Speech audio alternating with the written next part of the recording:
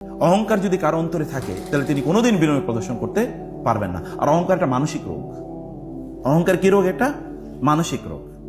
অহংকার শুধুমাত্র সম্পদের উপর নির্ভর করে না। আমি বহু গরিব লোকের দেখেছি যারা ভয়ঙ্কর অহংকারী, বহু গরিব লোকের দেখেছি ভয়াবহভাবে অহংকারী, আবার বহু ধনী লোকের দেখছি আমি এত এত বিনয়ী যে তাদের বিনয় স্পর্শ করে। অথবা অহংকার এবং বিনয় এটা পুরোটাই অন্তরের ইস্যু। আপনি অনেক সুন্দর জামা কাপড় পরলে আপনি অহংকারী হবেন না।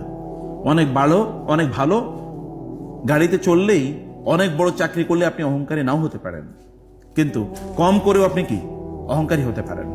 এই জন্য রাসূল সাল্লাল্লাহু আলাইহি ওয়াসাল্লাম বলেছেন, আল্লাহর কাছে সবচেয়ে ঘৃণিত ব্যক্তি আল ফাকির আল মুতাকাব্বির।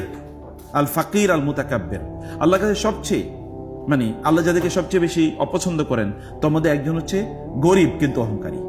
আল্লাহর কাছে সবচেয়ে প্রিয়ভাজন ব্যক্তি ওই আল গানি, ধনী কিন্তু তিনি কি আল হাইয়েন, কিন্তু তিনি খুবই বিনয়ী। এরা আল্লাহর কাছে খুবই প্রিয়ভাজন ব্যক্তি। আমাদের পারিবারিক জীবনে এরকম অসংখ্য ঘটনা ঘটে। বাবা কোনো কথা বলছে, আপনি এভাবে তাকিয়ে আছেন, কিচ্ছু বলতেছে না, ফুলতেছেন ফুলতেছেন ফুলতেছেন, মনে হচ্ছে যেন মাথাটা বাস্ট হয়ে যাবে, এরকম একটা অবস্থা। আপনি ফুলতেছেন ফুলতেছেন ফুলতেছেন, এরপরে এখান থেকে বের হয়ে দরজা খুলে ঠাস করে ওখান থেকে বের হয়ে গেছেন। এটা ভয়াবহ একটা অহংকার।